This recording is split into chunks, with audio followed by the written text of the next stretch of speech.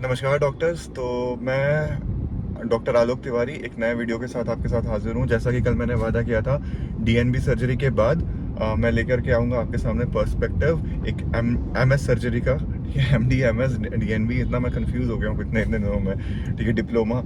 तो मैं बीच बीच में अगर मैं एमडी बोल भी दूँ तो प्लीज़ मुझे माफ़ कर देना, लेकिन एमएस सर्जरी इस चीज़ पे भी बहुत सारे पर्सपेक्टिव सामने आते हैं, जो कि फर्स्ट जनरेशन डॉक्टर हैं, जो कि मिडिल क्लास फैमिली को बिलोंग करते हैं, और जो तीसरा और सबसे इम्पोर्टेंट क्राइटेरिया है कि इनके पास ड्रॉप लेने का ऑप्शन नहीं है।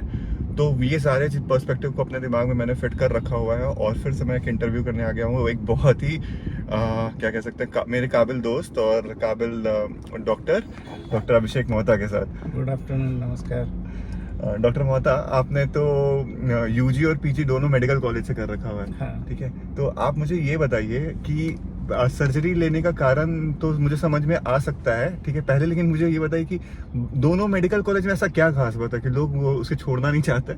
नहीं, खास बात वाली बात नहीं है। मेडिकल कॉलेज में मतलब under graduate medical college Kolkata का, मतलब वेस्ट बंगाल का नंबर 1 है, तो इसलिए अपना अंडर ग्रेजुएट मेडिकल कॉलेज ही ऑप्शन है। पोस्ट ग्रेजुएशन के लिए वही मेरे को मदर कॉलेज मिल रहा था, मतलब इससे बेटर मैं आरजीकर में जा सकता था, लेकिन आरजीकर और मदर मेडिकल कॉलेज में इक्विवेलेंट आप कट्स मतलब हैंड्स ऑन मिलते हैं, तो इसलिए मदर कॉलेज का बेनिफिट लेने के लिए मेडिकल कॉलेज में रह गया, वो वाली बात है। हाँ, सही, कंफर्ट जोन मिल रहा था। कंफर्ट जोन थोड़ा मेडिकल कॉलेज में, मेरे खुद का जैसे सारा एरिया एक्सप्लोर किया हुआ है, डिपार्टमेंट सारे पता है मेरे को, सब चीज़ अपनी जान की पहचान। ये मैंने देखा भी है कि जो मेडिकल कॉलेज वाले होते हैं वो जनरली कहीं निकल भी जाए ना, तो उनके दिल से मेडिकल कॉलेज नहीं निकल रहा होता है। उनकी एक अच्छी खासी मतलब चेन, क्या सभी बोलते हैं कि अच्छा मैं मेडिकल कॉलेज यहाँ पे। वो एक चीज होती है, मेरे बहुत सारे कलीग में है, लेकिन मेरे में एटलीस्ट वो नहीं है। बहुत जन है जो मतलब उनका मेडिकल कॉलेज के दीवार गेट से ऐसा प्यार है कि मतलब अपने माँ पापा से भी लड़ाई कर लेंगे, लेकिन मेडिकल कॉलेज का बुराई नहीं सुन सकते। मेरे लिए वो नहीं है, बट मेरा मेन रीजन था वही, काम करने के लिए अपना मदर कॉलेज है, मतलब जान पहचान का एरिया तो ज़्यादा बेटर हो, क्योंकि पोस्ट ग्रेजुएशन में आपको सब कुछ करना पड़ता है। आपको कभी कभी रिपोर्ट्स तक लानी पड़ती है, पेशेंट्स के सैंपल आपको जमा देने पड़ते हैं, ये सब करने पड़ते हैं। तो डिपार्टमेंट्स आपके जान पहचान के हैं, एरिया आपको सारी पता है। मेडिकल कॉलेज ड्यूरिंग इंटर्नशिप सारा एक्सप्लोर किया हुआ रहता है, तो इसलिए सेम कॉलेज रहना बेटर था। और एकदम बहुत ज़्यादा डिफरेंस इसमें और आरजीकर में वैसा था नहीं, तो इसलिए मेडिकल कॉलेज ही कंटिन्यू किया अपना। चलिए, बहुत सही। ये बताइए सर, मैं ये बोल रहा था डॉक्टर मोहता, आपने एमएस सर्जरी क्यों चूज किया? मतलब और मैंने जहाँ तक आपको देखा है, आपका डायग्नोसिस बनाने वाला ब्रेन बहुत सही था, ठीक है, लेकिन अचानक से जिस दिन आपने मेरे को बताया, कुछ दिनों बाद मुझे पता चला था कि आप सर्जरी परस्यू कर रहे हैं, तो मुझे भी उस पॉइंट ऑफ टाइम के लिए लगा था कि यार ये बंदा तो यार लाइक एमडी के लिए बना हुआ था। तो मतलब आप लोगों को तो कुछ ना किसी को तो कंफ्यूजन होता होगा, लोग चाहते भी थे कि आप एमडी करो। नहीं, एमडी के लिए वैसे चाहने वाला चीज़ है, बट सर्जरी का मेरा 2-3 रीज़न है। एक सबसे मेन रीजन है कि वही बचपन से ऐसे दिमाग में था कि सर्जन बनना है, और छवि क्रिएटेड थी मेरे। हाँ, दिमाग में बचपन से था कि हमको मेरे को सर्जरी मतलब सर्जिकल स्किल में कुछ करना है। और दूसरी बात जो सबसे ये था, इंटर्नशिप के टाइम में मैंने देखा कि हमारे जैसे मेडिसिन और सर्जरी में सर्जिकल फील्ड ऐसा है जिसमें आपको सेटिस्फेक्शन है। मतलब आपके पास पेशेंट आया गॉल ब्लैडर स्टोन लेके, या कोई पेशेंट आया आपका हर्निया लेके, आपने पेशेंट को डायग्नोस किया, ओटी किया, पेशेंट ठीक, घर छोड़ दिया। हाँ। और मेडिसिन डिपार्टमेंट ऐसा लगता था कि वो एक्सपेरिमेंट होता है वहाँ पे पेशेंट के साथ, ट्रायल चल रहा है। पेशेंट को फीवर हुआ, उसको एक एंटीबायोटिक दिया, 5 दिन दिए, देखा ठीक हुआ, नहीं ठीक हुआ तो दूसरा एंटीबायोटिक दिया। हाँ। फिर भी ठीक नहीं हुआ, ब्लड कल्चर कराया, मतलब एक्सपेरिमेंट्स होते हैं पेशेंट के साथ। हाँ। और एक और चीज इंटर्नशिप के टाइम में जो देखी मैंने कि मेडिकल मतलब गवर्नमेंट कॉलेजेस में, गवर्नमेंट हॉस्पिटल में मेडिसिन डिपार्टमेंट जो है वो एक तरीके से आपका समझ लो गार्बेज है। जो पेशेंट कहीं भर्ती नहीं हो रहा है उसको मेडिसिन में भर्ती करो। हाँ, समझ में नहीं आया तो वहीं पे भेज दो। मेडिसिन में भर्ती करो। पेशेंट का आपका मेटास्टैटिक डिजीज की वजह से प्लूरल फ्यूजन एसआईटी से मेडिसिन में चला गया, वो पेशेंट का मेडिसिन का डॉक्टर भी क्या करे बेचारा। लेकिन ये इतना डायलेमा, इसलिए मैं सोचा सर्जिकल फील्ड ऐसा है कि अपने आप एक सेटिस्फेक्शन है, पता रहेगा कि आप कर क्या रहे हो, ओटी की है, छुट्टी कर दी है, आप पेशेंट को मतलब क्योर कर रहे हो, वो आपको दिल में लग रहा है कि हाँ मैंने पेशेंट के लिए कुछ किया है, और मतलब जान के किया, मतलब मेरा एफर्ट है। मेडिसिन में क्या, आपने एक एक्सपेरिमेंट किया, हो गया अच्छा तो आपका मतलब गुड नेम, अच्छा नहीं हुआ तो पेशेंट दूसरे डॉक्टर के पास जाएगा और बोलेगा वो डॉक्टर तो अच्छा नहीं था, उसने मेरा ट्रीटमेंट ही ठीक से नहीं किया है, उसको कुछ पता ही नहीं है। वो मतलब आपके बैड नेम और होते हैं मेडिसिन में। बल्कि डिस्पाइट ऑफ द फैक्ट आपने पूरा अपना जोर पूरा एफर्ट दिया, पूरा एफर्ट आपके जितना रिसेंट एडवांसेस यूज किए, सब कुछ किए, लेकिन पेशेंट का अगर ट्रीटमेंट नहीं बेनिफिट हुआ और पेशेंट फिर दूसरे डॉक्टर के पास गया, उससे बेनिफिटेड हो गया तो फिर आप बदनाम हो जाओगे। वो वाली बात है। ये तो मतलब सच में ये अब तो मुझे भी थोड़ा सा ये जो रीजन था ना, ये रीजन किसी ने नहीं दिया था और मैंने ये सोचा भी नहीं था जनरली, लेकिन हाँ ये रीजन बहुत ही ज्यादा वैलिड है। दूसरा और क्या रीजन है एमएस लेने का? एमएस लेने का वही, एक तो मेरा बचपन से जैसे था सर्जिकल फील्ड में जाना है, तो वही वाला था। और ऐसा नहीं था कि मतलब फर्स्ट जनरेशन डॉक्टर है तो बड़े होकर के अपना हॉस्पिटल खोलेंगे और हॉस्पिटल में तो सर्जन का ही बोलबाला है? नहीं, वो वाली चीज मेरे दिमाग में एटलीस्ट नहीं, सर्जन मतलब खुद का हॉस्पिटल खोलने का दिमाग में नहीं था। हाँ। बट हाँ, अभी प्रैक्टिस करते करते अब समझ में आ रहा है कि आपका सर्जन के लिए खुद का नर्सिंग होम या हॉस्पिटल होना थोड़ा एक बेनिफिशियल है।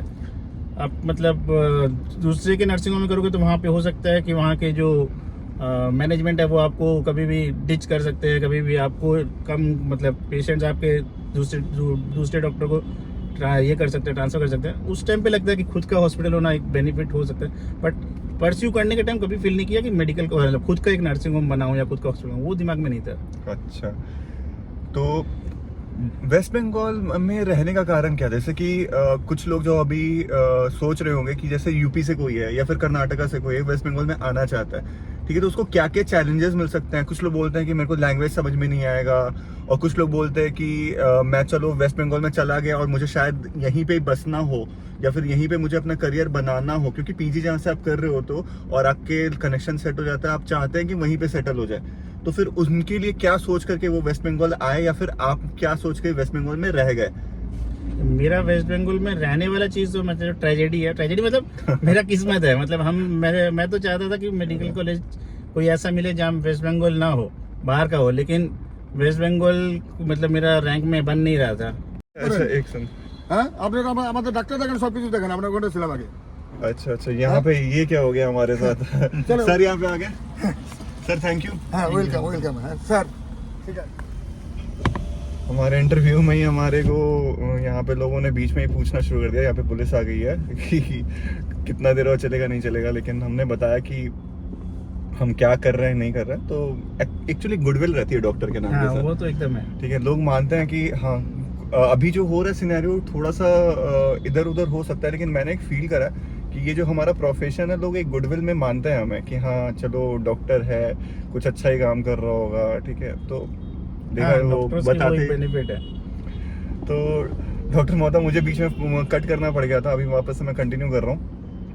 डॉक्टर मेहता मोहता मैं ये पूछ रहा था वेस्ट बंगाल वाला वेस्ट बंगाल वाला क्वेश्चन। क्वेश्चन, वेस्ट बंगाल मेरा एक्चुअली मतलब किस्मत वाली बात थी कि मेरे को वेस्ट बंगाल मिला, मतलब लेना पड़ा। मेरे रैंक ऐसा था कि मेरे को आउट ऑफ वेस्ट बंगाल जाने का स्कोप नहीं मिला, और ये एक ईयर ड्रॉप करना वो एक रिस्की गेम है। मतलब आपको एक जगह कॉलेज अच्छा मिल रहा है, उसमें आप फिर अपने वो कॉलेज छोड़ के ये सोचो कि मैं नहीं इससे अच्छी रैंक करके नेक्स्ट ईयर ट्राई करूँ, वो बहुत रिस्की है, क्योंकि नेक्स्ट ईयर वापस कंपटीशन बहुत ज़्यादा हो, वापस सेम रैंक आना है, वो भी एक आपका तो ये जुआ की तरह हो गया। हाँ, वो आपके साथ जुआ हो गया। तो अच्छी कॉलेज अगर मिल रही है तो मेरे हिसाब से आपको ले लेना चाहिए, चाहे स्टेट दूसरा हो आपका।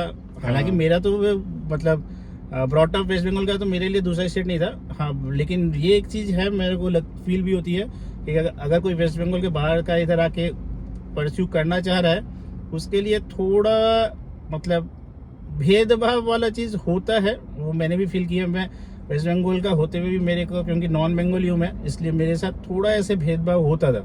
मतलब आपके जो सीनियर्स है, सीनियर में भी आपके मतलब फैकल्टीज, वो होता है कि वो ऐसे थोड़ा आपको मतलब सटल तरीके से सिखाने में प्रॉब्लम नहीं करेगी। मतलब ऐसे चेहरे पे कभी नहीं दिखेगा कि आपके साथ भेदभाव हो रहा है, लेकिन थोड़ा ऐसे फील हो जाता है। डिफरेंस, हाँ, वो फील आपको होगा और वो होता भी है। हाँ। थोड़ा भेदभाव आपके साथ होता है। उसे अवॉइड किया जा सकता है क्या किसी तरीके से? जैसे कि कोई व्यक्ति अगर चाहे तो कुछ ज्यादा एक्स्ट्रा लॉयल्टी दिखाए, या फिर पूरा दुनिया घर संसार छोड़ करके 24 घंटे हॉस्पिटल की सेवा में लग जाए, तब किया जा सकता है ऐसा? नहीं, उसमें तो वो मैंने खुद अपने मन से, दिल से, मैं मतलब हॉस्पिटल के लिए एकदम जी जान से किया था। उससे आपको बेनिफिट नहीं है। हाँ, आपको, हाँ, वो चीज़ आप अवॉइड कर सकते हो।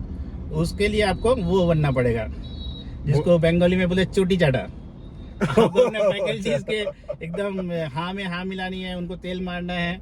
फैकल्टीज गलत भी कर रहे हैं तो उसको उनका तारीफ करना है, वो वाली चीज आपको करनी पड़ेगी। हाँ। तब हाँ, आप वो चीज अवॉइड कर सकते हो। फैकल्टी कहते हैं कि दिन को रात है तो मतलब हाँ हाँ, सर, सर, अब रात तो है। Good night sir. Good night sir, वो वाली बात है। और आप पेशेंट का कितना भी केयर कर दो, उससे फैकल्टीज उतना फर्क नहीं पड़ता है।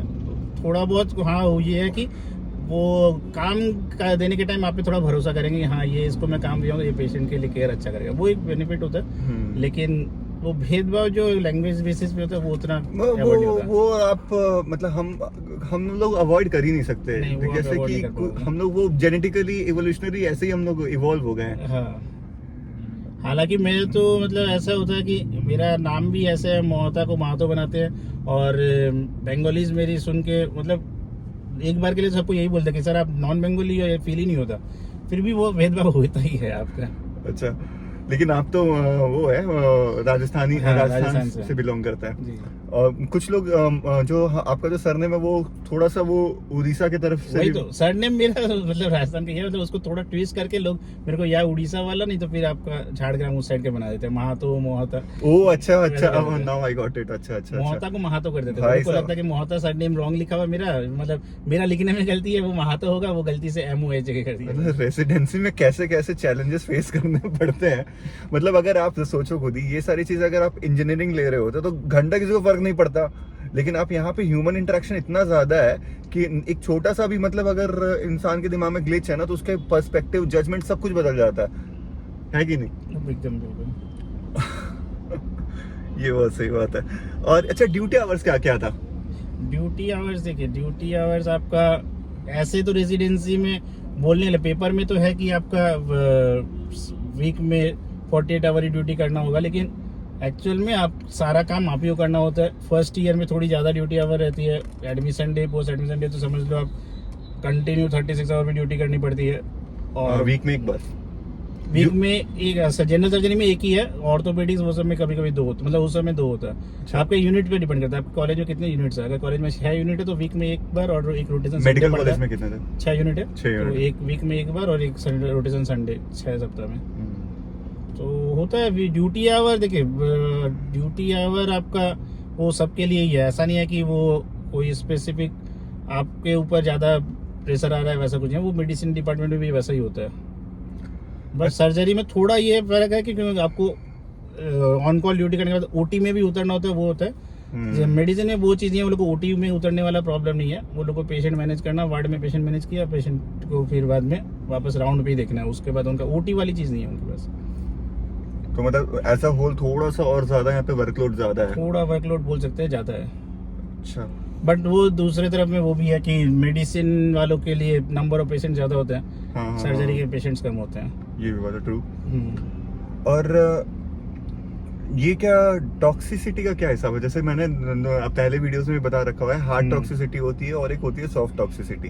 ठीक है, दोनों ही टॉक्सिसिटी अलग अलग तरीके से देखी जाती है कॉलेजेस में। हार्ड टॉक्सिसिटी मतलब एकदम डायरेक्टली अपफ्रंट बोल दिया कि ए तो के मतलब पास नहीं कराऊंगा या फिर थीसिस पे साइन नहीं करूंगा, तुम मेरे को नजर मत आओ, ठीक है, या फिर मतलब माँ बहन की गालियां दे दी। और सॉफ्ट टॉक्सिसिटी ऐसा है कि मतलब मीठी छुरी, ठीक है, हंसते हंसते मतलब आपसे पूरा काम निकलवा रहे हैं और मतलब आपको क्रेडिट भी नहीं दे रहे। तो कैसी कोई टॉक्सिसिटी फेस करी कि नहीं करी, और करी भी तो हार्ड या सॉफ्ट, कैसी नहीं, टॉक्सिसिटी? हार्ड वाली टॉक्सिसिटी तो कभी फेस नहीं की वैसे।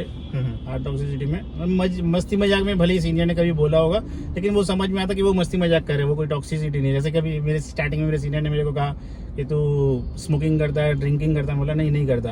और अगर स्मोकिंग ड्रिंकिंग नहीं करेगा तो तेरे को OT नहीं दूंगा। मैं बोला मत दो भैया, आपकी स्मोकिंग ड्रिंकिंग के लिए मैं अपनी प्रिंसिपल से थोड़ी वे करूंगा, कॉम्प्रोमाइज करूंगा। हालांकि वो समझ में आया था, वो भी मजाक कर रहा था, मैंने भी मजाक में उसको लिया। लेकिन सॉफ्ट टॉक्सिसिटी होती है थोड़ी बहुत, बट वो भी है कि आपको उतनी चीज माइंड नहीं करनी चाहिए। हिसाब से आपको उस चीज को पॉजिटिव साइड में लेना चाहिए कि कोई आपसे ज्यादा काम करा रहा है तो आपको सीखने का ज्यादा मौका मिल रहा है, आपको सामने वाले सीनियर्स का, अपने फैकल्टीज का भरोसा पाने का मौका मिल रहा है, वो वाली बात है। अब वही है, कोई इस चीज को डाइजेस्ट कर लेते हैं, कोई डाइजेस्ट नहीं कर पाते, वो कंप्लेन कर देते हैं। अगर देखिए डाइजेस्ट अगर आप नहीं भी कर पाएंगे तो भैया आप इस दलदल में तो फंस चुके हैं। तो आप इस चीज को ले ही लो, एक्सेप्ट ही कर लो कि वही चलो है। अगर आपके साथ कोई सॉफ्ट टॉक्सिसिटी भी कर रहा है तो भैया हमें सीखने का मौका मिल रहा है, हम लोग आगे निकले, बस 3 साल की बात है, बस आगे बढ़े। ये तो कितना भी आप करोगे आपको ही खुद खराब लगने लग हाँ, जाएगा। आप फिर एक बेकार में अपने आप में ही अंदर ही अंदर घूटते रहोगे, वो वाली बात है। तो उसको आप एंजॉय करके अपना टाइम ये गुजारो। मैं इस चीज़ को अपना मतलब हल्का करने के लिए करता है, इंटर्न लोग के साथ ज़्यादा इंटरेक्ट करना, वार्ड में वार्ड बॉय सिस्टर लोग के साथ इंटरेक्ट करके उनके साथ मस्ती मजाक करके अपना मन खुश रखने का कोशिश करना, वैसे करता था। तो आपको अगर कोई मान लीजिए कोई ज़्यादा काम करवा भी रहा है तो आप उस काम के बीच में दूसरों के साथ इंटरेक्ट करके बातें करके अपने आपको इंजॉयमेंट में रखो, वो वाली बात है। सही है। एक बात बताइए, मुझे तो अभी तक बहुत मजा आ रहा है ये पूरा का पूरा जो हम लोग बातें कर रहे हैं ना, बहुत ही मुझे मजा आ रहा है, क्योंकि मेरे को भी अच्छे अच्छे पॉइंट सामने रख पा रहा हूँ मैं। एक बात बताओ कि अगर हम लोग जो कहते हैं, हमेशा एक बहुत पुरानी विवाद चली आ रही है और इंटरनेट पे और ये यूट्यूब पे तो भरा पड़ा है videos, MD versus DNB, DNB versus MS, MS versus DNB, ये सारी चीजें चलती रहती है। हाँ। आप मुझे बताओ, हर जगह ये कहते हैं लोग कि DNB is at par with MS या फिर एमडी डिग्री, या फिर कभी कभी सुपीरियर भी है। तो इतना हम लोग सुनते हैं, तो क्या सच में आपने देखा है करियर, आप तो प्रैक्टिस कर ही रहे, हाँ। ठीक है, तो मार्केट में, कॉर्पोरेट्स में डीएनबी कहाँ अभी स्टैंड कर रहा है? एक्चुअली एमएस और डीएनबी में ऐसे, देखो सबसे पहले मैं एक सिंपल सी बात बोल दूं कि हम लोग को जो एक मतलब कहावत है इंग्लिश में, degrees are nothing just invoice of your investment. जो आप टाइम और मनी इन्वेस्ट करें, सिर्फ उसका आपका इनवॉइस है, आपका बिल है। एक्चुअल आपकी जो भी मतलब गुड नेम हो, प्रैक्टिस हो, पेशेंट्स हो, वो आपके गुडविल और विथ वर्ड ऑफ माउथ होगा। तो डीएनबी एमएस में प्रैक्टिस में ज़्यादा डिफरेंस नहीं आता है। थोड़ा बहुत जो डिफरेंस है डीएनबी और एमएस में, वो ये है कि अगर आप गवर्नमेंट मेडिकल कॉलेज में प्रोफेसर मतलब एमईएस में जाना चाहो, तो उसमें डीएनबी लोगों को पहले 3 इयर्स कंपलसरी एसआरसी करके उसके बाद ही वो प्रोफेसर मतलब एमईएस में जा सकते हैं। वैसा है एमएस वालों का उतना ये नहीं है रिस्ट्रिक्शन। और रहा बात विच वन इज बेटर, तो मेरे हिसाब से दो एस्पेक्ट्स है। एक है कि न्यू टेक्नोलॉजीज और एक है आपका हैंड्स ऑन। अगर हैंड्स ऑन की तरफ से देखेंगे तो मैं MS is better than DNB, क्योंकि डीएनबी मोस्टली प्राइवेट कॉलेजेस में होते हैं। तो प्राइवेट कॉलेज में भाई जो इंसान पैसा दे के ऑपरेशन करा रहा था, उसको न्यू कमर के हाथ में कोई ऑपरेशन करवाएगा नहीं। पेशेंट भी चाहेगा कि कोई एकदम डॉक्टर में ओटी करे, और डॉक्टर भी ये सोचेगा कि पेशेंट का ओटी मैं ही करूँ, कोई अगर खराब हो गया तो भाई मेडिकल लीगल फंस जाऊंगा। तो हैंड्स ऑन के लिए ऑब्वियसली गवर्नमेंट कॉलेजेस में MS is better, but technology wise DNB is better, क्योंकि गवर्नमेंट कॉलेजेस में अभी भी न्यू टेक्नोलॉजीज नहीं है। जैसे रोबोटिक सर्जरी कोई भी गवर्नमेंट कॉलेज में नहीं है। लेप्रोस्कोपी में लेप्रोस्कोपी, कोलेसिस्टेक्टोमी, थोड़ा बहुत आरजीकर में भी कुछ दिनों पहले आया रोबोटिक्स। अभी तक तो सुना नहीं मैंने, फुल मैंने आया भी तो जस्ट इंस्ट्रूमेंट आए, इक्विपमेंट्स आए होंगे, स्टार्ट मेरे ख्याल से नहीं हुआ होगा। तो और लेप्रोस्कोपी में भी हम लोग को जैसे लैब कोलेसिस्टेक्टोमी मतलब गॉल ब्लैडर, थोड़ा बहुत कोई यूनिट में होता है लैब अपेंडिक्स, उससे ज़्यादा आपका ट्रेनिंग नहीं है किसी चीज़ का। लेकिन डीएनबी जो लोग करते हैं उन लोग का आपका लेप्रोस्कोपिक हार्निया रिपेयर, लेप्रोस्कोपिक बड़े बड़े जो कैंसर सर्जरी उसके डिसेक्शन वगैरह बहुत कुछ उन लोग को टेक्नोलॉजी वाइज अपडेट्स वो लोग ज़्यादा रहते हैं डीएनबी के कंपैरिजन, सॉरी एमएस के कंपैरिजन डीएनबी लोग ज़्यादा अपडेट रहते हैं। तो दोनों का एक पॉजिटिव एस्पेक्ट है, नेगेटिव एस्पेक्ट। प्लस एक चीज़ जो मेरे को फील होती है कि जो मेरे सीनियर ने कभी मेरे को बोला था कि पोस्ट ग्रेजुएशन में आपको देख के सीखने का ही होता है। आप सोचो कि मैं पोस्ट ग्रेजुएशन में सब सारा ओटी अपने हाथ से करके सीख जाऊँ, वो नहीं होता है। पोस्ट ग्रेजुएशन में आप देख के स्किल सीखो, अपने सीनियर फैकल्टीज़ के काम करने का तरीका वो सब सीखो। बाकी आप जब खुद ओटी करने लगोगे तब आपका एक्चुअल ट्रेनिंग होगा। वो वाली बात है। तो डीएनबी वालों को मैं जो लेना चाह रहे हैं उनको मैं डिमोटिवेट नहीं करना चाहता कि आपको हैंड्स ऑन नहीं मिलेगा तो आप डीएनबी मत लो, क्योंकि आपको धीरे धीरे अपने सीनियर लोग को देख देख के सीख जाओगे। उसके बाद जब आपको मौका मिले तब आप करोगे, उसमें कोई प्रॉब्लम नहीं है। तो आपको भी हैंड्स ऑन का मौका मिलने के टाइम आप कर लोगे। अच्छा, इतना मेरा मानना है, क्योंकि ऑब्वियसली आप अच्छी रैंक करके डीएनबी ले रहे हो, तो ऐसा तो है नहीं कि आपकी स्किल्स डेवलपमेंट के बाद आप उसको काम करने के टाइम में भूल जाओगे। टाइम मशीन में पीछे भेज दिया जाए, बोला जाए कि आप डीएनबी ले लो, तो फिर आपकी लाइफ अभी कैसे चेंज फॉर बेटर होती, या फिर यही रहती, या फिर नीचे हो जाती? दो एस्पेक्ट है इसमें फिर से क्योंकि मैं जहाँ प्रैक्टिस कर रहा हूँ, मतलब ये एक चीज और है डीएनबी वालों के लिए थोड़ा प्रॉब्लम इसमें आएगा कि प्रैक्टिस, क्योंकि मेरे आंसर थोड़े बायस्ड हो सकते हैं, क्योंकि या फिर मेरे आंसर एक्चुअली ज्यादा रियलिटी बेस्ड है, क्योंकि मैं एमएस पास करने के बाद अभी प्रैक्टिसिंग एरिया में हूँ। जो लोग पोस्ट ग्रेजुएट है वो लोग उतना चीज नहीं समझ पाएंगे। अगर पास होके फिर प्रैक्टिसिंग होने के बाद अब मैं समझ रहा हूँ जैसे कि अपने को जैसे लगता है कि भाई एक बार अपनी MD-MS हो जाए उसके बाद तो लाइफ सेट है, वैसा नहीं है। आपकी स्ट्रगल उसके बाद एक्चुअली स्टार्ट होती है, क्योंकि ऑलमोस्ट सब जगह डॉक्टर्स हैं। ऐसा है नहीं कि आपके लिए कोई हॉस्पिटल में वैकेंसी पड़ा है, बस आपका वेट कर रहे हैं, आप पास हुए और वो लोग आपको ही देंगे, ऐसा नहीं है। आपको हर जगह दूसरे डॉक्टर के बीच में अपनी जगह बनानी होगी। तो शुरू में आपको कभी भी सिटी में चांस मिलने का मौका मिलने का चांस बहुत कम है अगर आप अपने लाइफ मतलब फैमिली के फर्स्ट जनरेशन डॉक्टर हो। तो उस केस में आपको प्रैक्टिस स्टार्ट करनी पड़ेगी पेरीफेरी से, और पेरीफेरी में आपके सामने जो मतलब आप एक्चुअली सिंगल सर्जन ओटी करते हो, हाँ। अपोजिट में आपके साथ कोई असिस्टेंट या फिर सिस्टर उतरती है। तो वहाँ पे मेरे हिसाब से मैं एमएस किया हूँ, इसलिए मैं थोड़ा बेनिफिशियल मैंने बेनिफिट साइड में हूँ, क्योंकि आपका स्किल्स मतलब हैंड्स ऑन करके मेरा एटलीस्ट कॉन्फिडेंस उतना है कि डर मैं पूरा निकल चुका है। हाँ डर निकल जाए, इतना कॉन्फिडेंस है कि मैं सामने एक नॉन सर्जन को लेके भी ओटी अच्छे से निकाल सकता हूँ। हाँ, जो single-handedly डीएनबी वालों का पूरा- थोड़ा डर रहता है, क्योंकि वो हमेशा सीनियर सर्जन के साथ ही ओटी किया है। हाँ। मतलब वो सर्जिकल टीम में हमेशा ओटी करते हैं, हालांकि हम भी सर्जिकल टीम में ओटी की है, लेकिन इमरजेंसीज में हमें इंटर्न्स लोग के साथ भी ओटी करनी पड़ी थी। तो उस केस में हमारा थोड़ा हमको लगता है कि एमएस वालों का थोड़ा बेनिफिट होता है डीएनबी के कंपेरिजन में।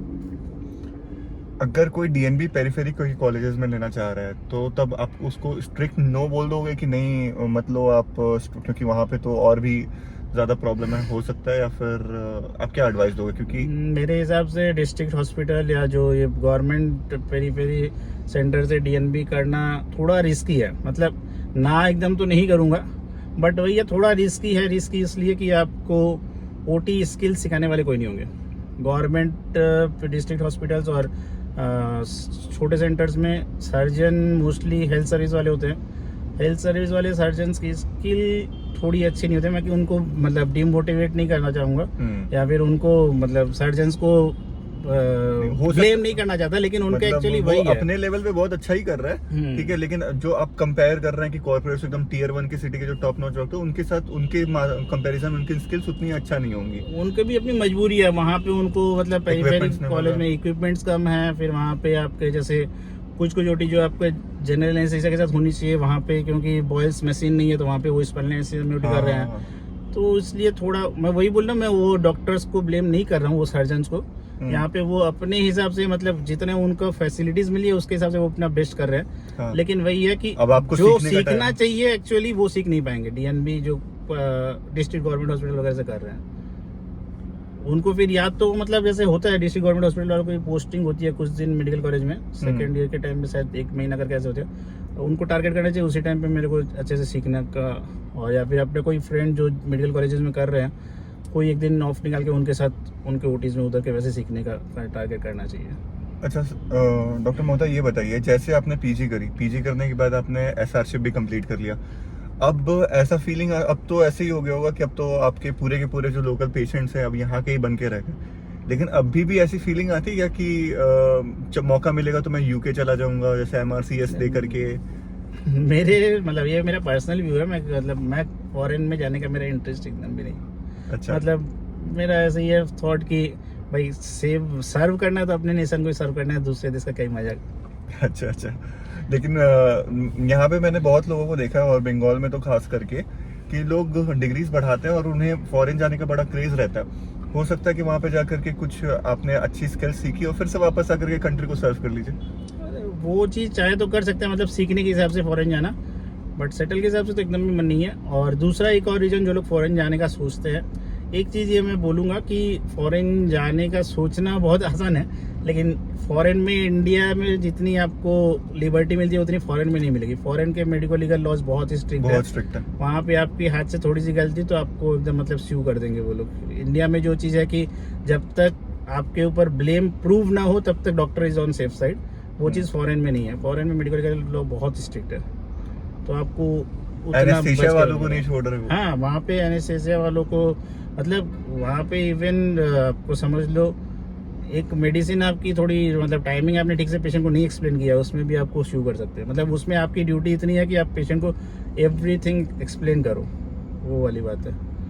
ये तो मुझे भी अब लग रहा है कि मुझे फॉरेन के बारे में नहीं सोचना चाहिए। नहीं आप मतलब उतना आपको फिर कॉन्फिडेंट होना पड़ेगा, आपको उतना स्किल डेवलप्ड अपने रखने पड़ेंगे, हाँ। या उतना अपडेट रहना पड़ेगा कि आप उसके हिसाब से अपने मतलब प्रैक्टिस को रखो, उनके मेडिको लीगल लॉ के हिसाब से, वो वाली बात। एक बात बताइए, लोग जैसे मुझे याद है कि आपसे मैंने पहले जब बात करा था आफ्टर दिस रेसिडेंसी, तो आपने बताया भी था कि आप आगे और डिग्रीज परस्यू नहीं करना चाहते हैं, हाँ। क्योंकि आप सोचते हैं, आपकी विचारधारा ये है कि जनरल सर्जरी अपने आप में पूरा ही परिपक्व और सर्वगुण संपन्न ब्रांच है और हमें इससे लेकर के भी हम लोग बहुत कुछ कर सकते हैं। आप फर्दर डिग्रीज बढ़ाएंगे तो फर्दर सैचुरेशन भी उस लेवल पे भी आपको ज्यादा मिलेगा। इंस्टेड अभी लोग जनरल सर्जरी ही कम बहुत हो चुके हैं और जनरल सर्जरी के लेवल पे सैचुरेशन कम है और पैराडॉक्सिकली MCH के लेवल पे सैचुरेशन ज्यादा है। तो ये आप अभी भी इस चीज को फील कर रहे हैं क्या? ये में हमारी बात तकरीबन 1-2 साल पहले हो रखी है।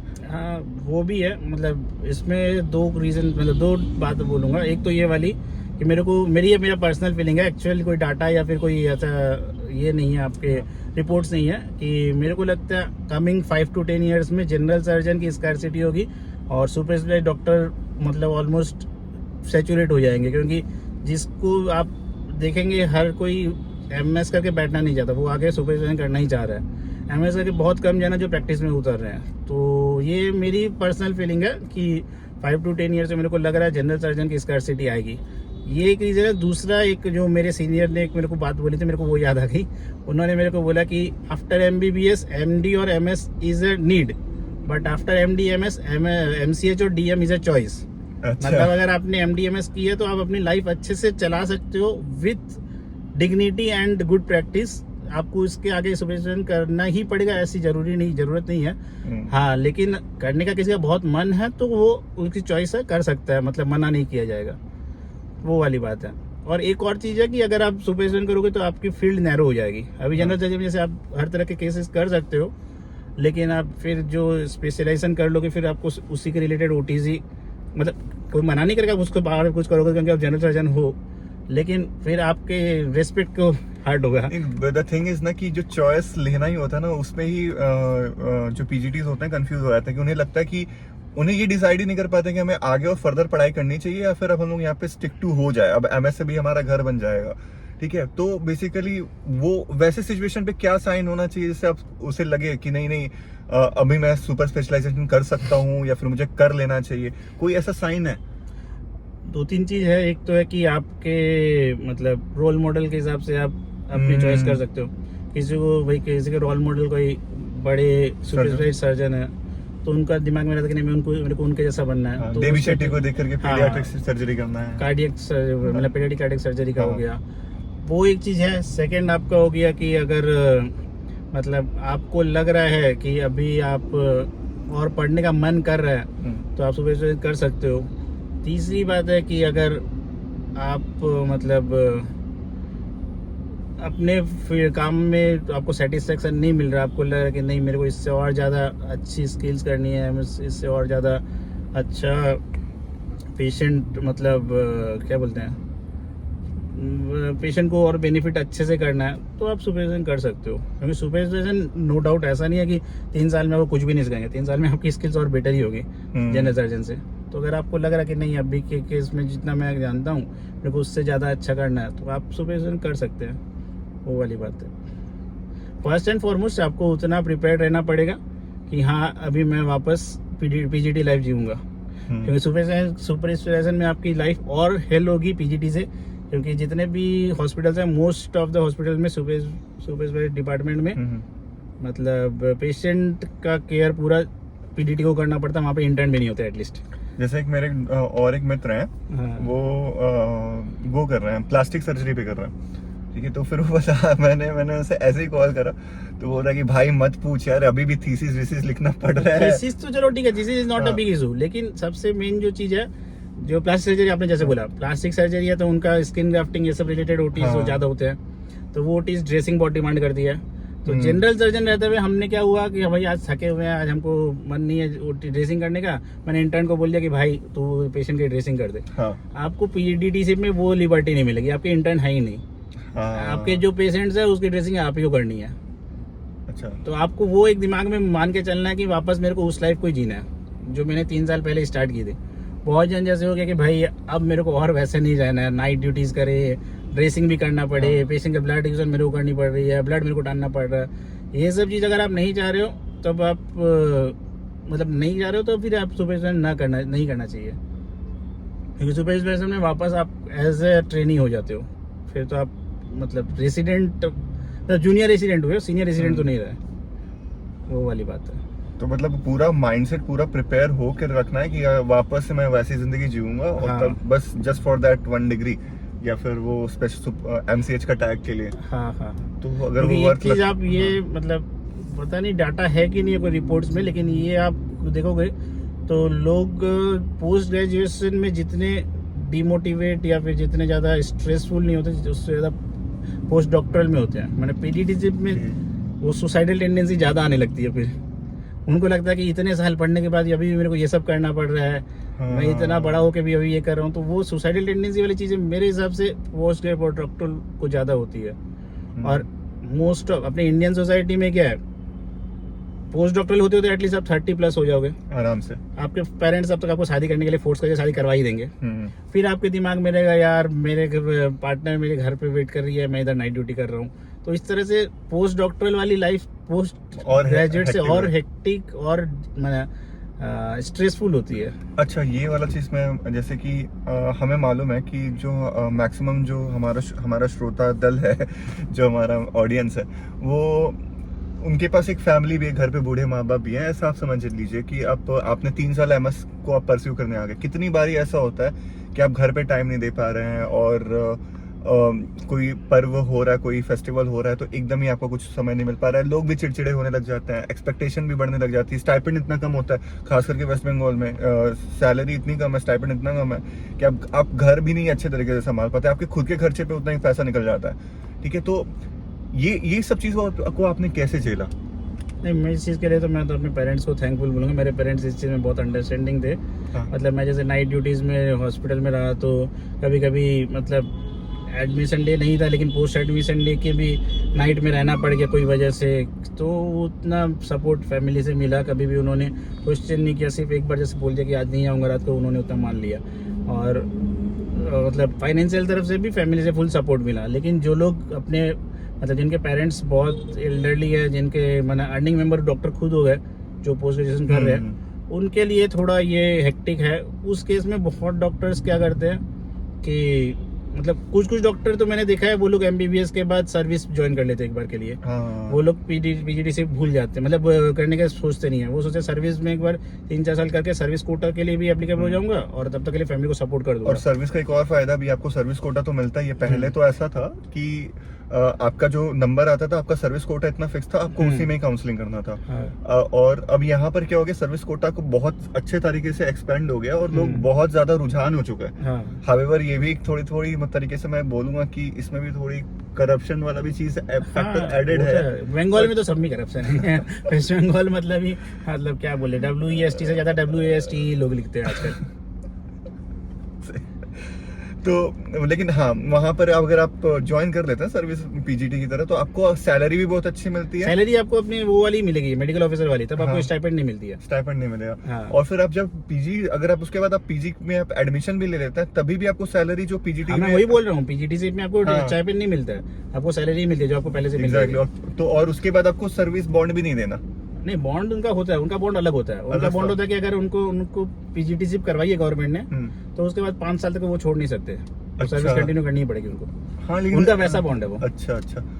बट वही है कि उनका फिर वो मतलब उनको पोस्टिंग मोस्टली फिक्स रहती है। वो जहाँ से आए हैं PGT सिप करने, उनकी पोस्टिंग वापस उसी जगह पे लगेगी। उसी हॉस्पिटल में होगी।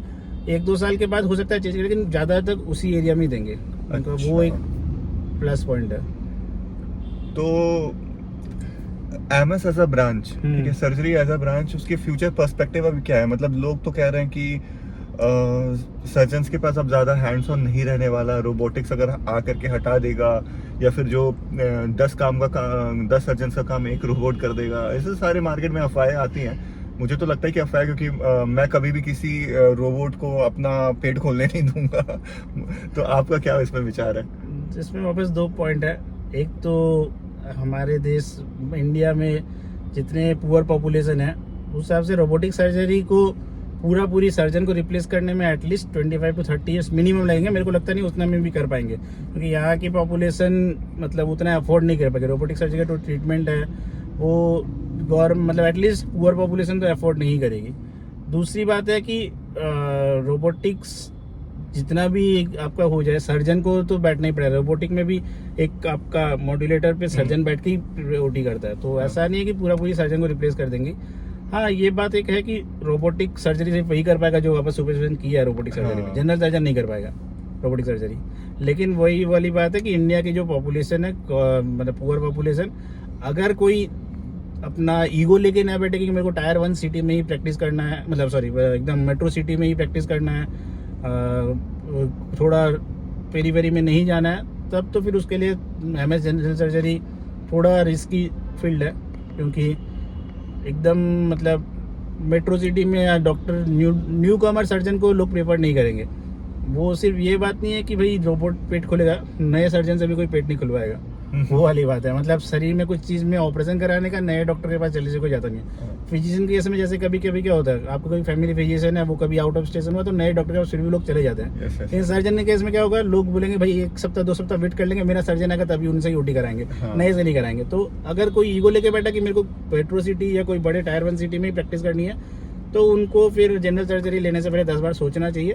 हाँ, कोई अगर एकदम फ्री माइंडेड है कि हाँ मैं पेरी में भी चला जाऊंगा प्रैक्टिस के लिए, मेरे को कोई प्रॉब्लम नहीं है, तो वो जनरल सर्जरी लेके अच्छा फ्यूचर एक्सपेक्ट कर सकता है। मतलब ऐसा नहीं है कि जनरल सर्जरी में आपको फिर हमेशा किसी के ऊपर डिपेंडेंट रहना पड़ेगा या फिर आप सिर्फ MS करके प्रैक्टिस नहीं कर पाओगे, ऐसी बात नहीं है। आपको थोड़ा फ्री माइंड रहना पड़ेगा कि हाँ मैं थोड़ा पेरी में प्रैक्टिस करने के लिए रेडी हूँ। और एक चीज़ मैंने देखा है, बहुत बड़ी प्रॉब्लम ये भी आती है, जो मेरे कुछ फ्रेंड्स हैं जिन्होंने कंप्लीट करने के बाद वो Tier 2 सिटी को उन्होंने ज्वाइन करा है, तो वो बोलते हैं भाई कि यहाँ पे क्वैक्स का मार्केट बहुत ज़्यादा है।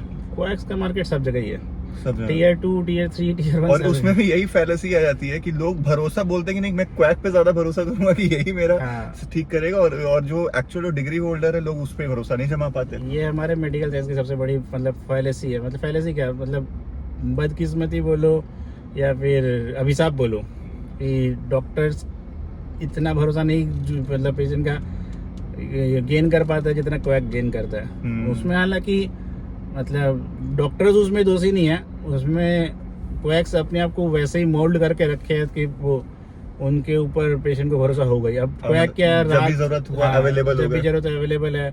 और क्वैक क्या है, उनको तो मतलब पेशेंट को तो पता नहीं कि पीछे वो पैसा भी ले रहा है। हाँ। लेकिन जब पेशेंट का ओटी होता है तब क्वैक एकदम उनके साथ ओटी के बाहर खड़े रहेंगे घर वालों के साथ, तो घर वालों पेशेंट के घर वालों को लगता है कि भाई ये मेरा सच्चा हितैषी है। हालांकि उसके पीछे पॉकेट में पैसा मिल रही है, पेशेंट को पता नहीं होती है, तो इसीलिए वो हिसाब से गेन कर लेते हैं पेशेंट का भरोसा, वो वाली बात है। लेकिन वही बात है कि अब सबको साथ लेकर ही चलना होता है। हाँ। उनके बिना देखो द थिंग इज कि जब हम लोग भी होता था, कितनी बार ऐसा होता था कि क्वैक से रेफर कर करके हमें लेकर के आता था। अब एक इतना हमारा काउंट भी नहीं बढ़ चुका है कि हम लोग पूरे पेरिफेरी एकदम लास्ट डोर तक हम लोग जा करके सर्विस दे सके, तो समहाउ उनके साथ ही चलना पड़ता है। हाँ। और ये अभिशाप भी है और क्या ही कह सकते हैं, और जरूरी भी है। जरूरी है, मतलब ये एक तरीके से समझ लियो सोसाइटी का पार्ट है, मतलब आपको इसके साथ ही जीना पड़ेगा। बस ये है कि आप अपने बिहेवियर, अपने मतलब पेशेंट केयर, उसमें इतने ऑनेस्ट रहो कि आने वाले 5-10 साल में वो क्वैक का जो फेथ है, पेशेंट को जो क्वैक पे जो फेथ है वो आप पे शिफ्ट हो जाए। मतलब वर्ड ऑफ माउथ से पेशेंट आपके पास आए विदाउट क्वैक, डायरेक्ट पेशेंट आए, वो वर्ड ऑफ माउथ से आ सकते हैं अगर आपने अच्छे पेशेंट केयर दी, अच्छे पेशेंट पार्टी से बिहेव किया, वो सब चीज़ के ऊपर है। तो ये पार्ट भी बहुत लंबा हो चुका है, लेकिन मेरे पास क्वेश्चंस मेरे खत्म नहीं हुए। देखो क्या होता है ना कि कभी आप किसी अच्छे वक्ता के साथ बैठते हैं, ठीक है, तो आपके मन में बहुत सारे अलग अलग प्रश्न, अलग अलग होराइजन। अभी मतलब मैंने सोचा भी नहीं था कि मतलब ये सारे क्वेश्चंस को मैं पूछूंगा क्वैक्स वाले, लेकिन अभी मेरे बहुत सारे क्वेश्चंस और भी हैं पेंडिंग है। मेरे को मैसेजेस भी बहुत सारे आज आ रखे हुए हैं, तो इसका मैं सेकंड पार्ट पे बस पक्का शूट करूंगा।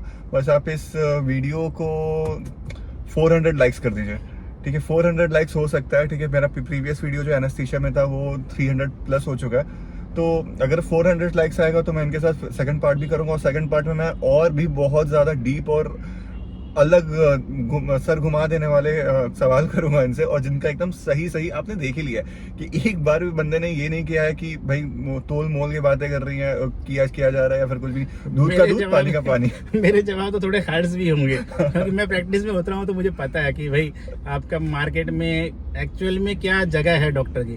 अपने को ऐसे मतलब बाहरी चकाचौंध में लगता है कि डॉक्टर मतलब कि उनकी 4 व्हीलर गाड़ी होगी, एकदम आलीशान जिंदगी होगी, वो जिंदगी 50 साल के बाद आती है, अभी नहीं आएगी। शुरू में आपको मतलब स्ट्रगल ही करना पड़ेगा। शुरू में कभी कोई दिन ऐसा भी जा सकता है कि आपको एक भी पेशेंट ना मिला, आप चेंबर में गए फर्स्ट जनरेशन डॉक्टर। हाँ, आप गए चेंबर में बैठे, खाली चाय पी के निकल गए, ऐसा भी हो सकता है आपके साथ। शुरू में तो ये भी होता है। मतलब कुछ कहा नहीं जा सकता, हर चीज डिपेंड करता है भाई। आपका फॉर्मल एजुकेशन क्या है, आपका मतलब पेरेंट्स ने आपके लिए क्या छोड़ा है, नहीं छोड़ा है, ठीक है, फिर आपकी क्या डिग्री रह रही है, आपका क्या किस्मत रह रहा है, शनि की क्या दशा है। हाँ, नहीं, एक ये बात और है जो मतलब मेरे केस में शायद मेरे क्या बोलते हैं निगेटिव एस्पेक्ट में आती है, वो ये है कि आप अगर ऑनेस्ट प्रैक्टिस करना चाहोगे तो आपको पेशेंट थोड़े कम मिलेंगे।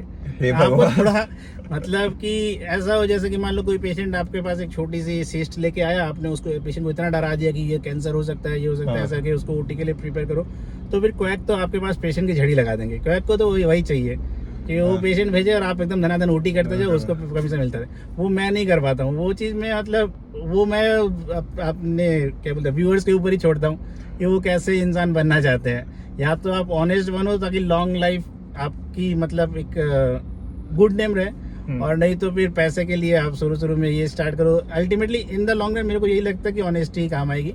शुरू में पेशेंट हो सकता है डर के ओटी करा ले, लेकिन इन फ्यूचर कुछ पेशेंट होंगे जो तो फिर बोलेंगे कि ये डॉक्टर बेकार है, मेरे को डरा के कर दिया, आपको बदनामी हो सकती है उसमें। ये मेरी पर्सनल व्यू है। मतलब एक जो जिस फील्ड में लोग उतरे हैं सर्जरी में, उसमें नाम बहुत इंपॉर्टेंट है। वो नाम छोटे मोटे चीजों से हमें खराब नहीं कर देना चाहिए। हाँ, मतलब बहुत जन है कि भाई अपने को तो पैसे से मतलब है, पेशेंट ओटी करा रहा है, बस पेशेंट को डरा के ओटी करवा लो। अपने को तो मतलब बिजनेस माइंडेड अगर आप हुए, और डर सबसे ज्यादा बिकता है। हाँ, डर तो बिकता ही है। डर तो बहुत मतलब कि डर अगर आपने पेशेंट को डरा दिया तो पेशेंट जरूरत पड़ने पे अपनी किडनी भी दे देगा। वो वाली बात है। तो इस वीडियो का अगर सेकंड पार्ट आपको चाहिए तो 500 लाइक कर दीजिए, ठीक है। मैं डॉक्टर आलोक तिवारी आपके सामने फिर हाजिर हो जाऊंगा डॉक्टर अभिषेक मोहता के साथ एक नए फ्रेश पर्सपेक्टिव के लिए। देखिए, एमएस सर्जरी बहुत लंबा चीज़ है, इस पर बहुत सारे क्वेश्चंस आ सकते हैं, बहुत पर्सपेक्टिव आ सकता है। ये तो बस बिगिनिंग है, ये पहला पार्ट है। सेकंड पार्ट को मुझे भी शूट करने का बहुत मन है। तो लाइक करिए, शेयर करिए, सब्सक्राइब करिए। Thank you very much. Thank you.